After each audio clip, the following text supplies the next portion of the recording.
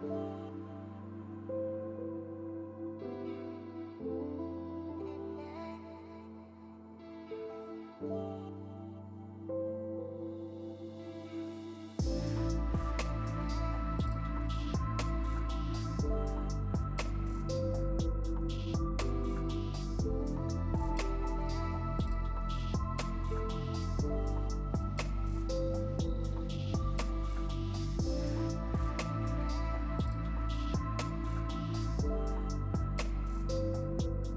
कृष्णा, धनतेरस के इस शुभ अवसर पर आप सभी को हार्दिक शुभकामनाएं।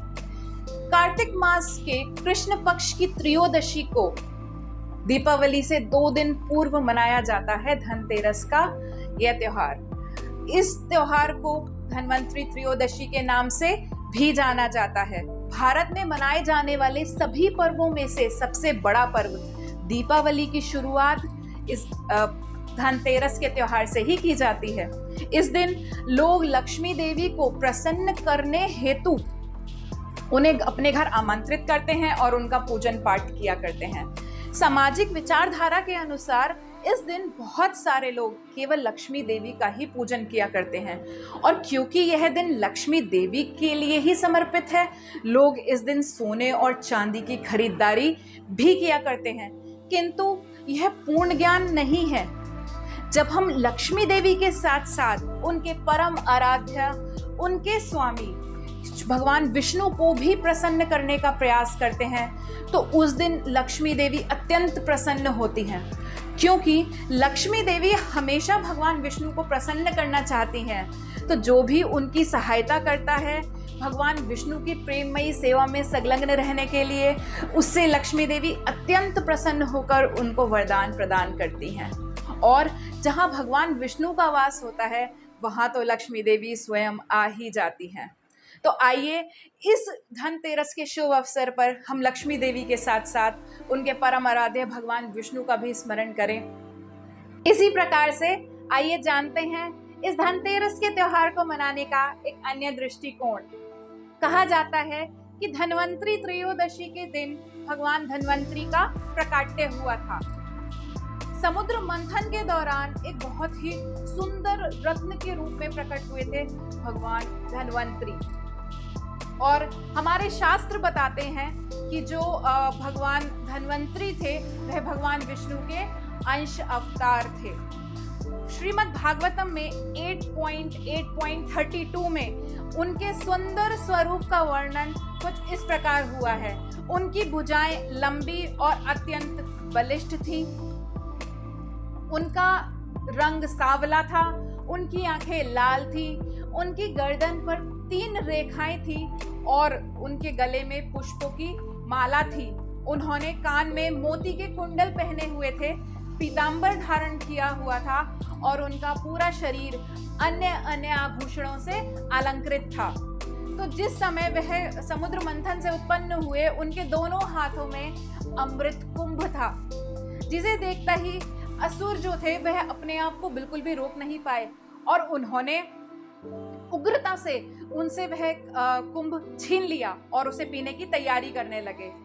तभी जितने भी देवता थे वह विषादग्रस्त हो गए और तब भगवान ने कहा कि तुम चिंता मत करो, तुम शोक मत करो, क्योंकि जो देवता थे वह भगवान के शरणागत थे। तो उन्होंने कहा कि मैं अपनी माया के प्रभाव से तुम्हारी इस अमृत को पीने की जो इच्छा है उसको मैं पूर्ण करूंगा।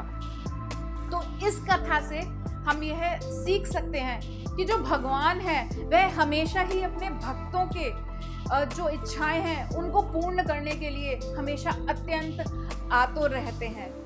वैसे तो भगवद गीता 9.29 में भगवान कहते हैं कि ना तो मैं किसी से द्वेष करता हूं और ना ही कोई मेरा मित्र है, परंतु फिर भी मैं सबके लिए संभाव रखता हूं, लेकिन जो प्रेम पूर्वक मेरी भक्ति में संलग्न रहते हैं उनके लिए मैं विशेष प्रेम रखता हूं। और ये भी कहा जाता है कि जब समुद्र मंथन हुआ था तभी भगवान विष्णु ने यह आकाशवाणी कर दी थी कि जो धन्वंतरी भगवान हैं उनका प्राकट्य दोबारा होगा। तो जो हमारे वर्तमान काल में जो शासन काल में जो मनु है उसमें 20 खरब वर्ष पूर्व जो द्वितीय द्वापर युग था उसमें भगवान धन्वंतरी का दोबारा प्रकाट्य हुआ। तो एक बार हुआ क्या था कि उनका जो प्रकाट्य हुआ वो बेसिकली 2 रीजंस की वजह से हुआ था, जिसमें पहला तो था कि जितने भी लोग हैं उनको आयुर्वेद का ज्ञान प्रदान करना, क्योंकि वह आयुर्वेद में अत्यंत पटु थे, और दूसरा उनके भक्त दीर्घात्मा की इच्छा को पूर्ण करना। तो जिस समय भगवान धन्वंतरी स्वर्ग में रह रहे थे तो एक बार इंद्र ने देखा कि पृथ्वी पर जितने भी लोग हैं वह बहुत ही पीड़ित हैं, तो उनकी उस पीड़ित स्थिति को देख करके उन्होंने धन्वंतरी भगवान से यह आग्रह किया कि आप कृपया कर धरती पर जाएं और आयुर्वेद का ज्ञान प्रदान करें। उसी समय पर जो उनके काशी नरेश राजा दीर्घात्मा थे वह उनको अपने संतान के रूप में पाने के लिए कठिन तपस्या कर रहे थे। तो इसी प्रकार उनकी इस इच्छा को पूर्ण करने के लिए उन्होंने दीर्घात्मा के घर में उन्होंने जन्म लिया और उनकी इस इच्छा को पूर्ण किया। तो जब भगवान ने यह आकाशवाणी की थी कि उनका प्रकाट्य दोबारा होगा, तो उन्होंने यह भी बताया था साथ में कि जो भी लोग हैं वह उनके लिए, उनको प्रसन्न करने के लिए यज्ञ, पुष्प, पूजा आदि उन्हें अर्पित किया करेंगे। तो क्योंकि जो हमारे धन्वंतरी भगवान हैं वह भगवान वासुदेव के ही स्वांश के स्वांश हैं, इसीलिए वे जितने भी यज्ञ थे उनके यज्ञ फल थे उनके भोक्ता के रूप में वहां पर आए। और कहा जाता है कि जो अग्नि पुराण में और जो उनके शिष्य थे सुश्रुत, उनकी कथाओं में उनकी शिक्षाएं जो हैं वह वहां पे लिखित की गई हैं। और साथ ही में जो विष्णु पुराण है उसमें बताया जाता है कि जो भगवान धन्वंतरी थे उनके दोनों हाथों में अमृत कलश थे। जो रामायण है वह हमें यह बताती है कि उनके एक हाथ में तो संन्यास दंड था और एक हाथ में उनके अमृत कलश था जिस समय वह समुद्र मंथन से प्रकट हुए थे। वैसे तो जो भगवान कृष्ण की प्रेममयी सेवा में लगे रहते हैं और निरंतर उनकी सेवा करना चाहते हैं, वह किसी भी अमृत की इच्छा से अपनी आयु बढ़ाने का प्रयास नहीं करते, क्योंकि उन्हें यह बात पता होती है कि वह यह शरीर नहीं है, वह अपनी पहचान इस शरीर से नहीं करते।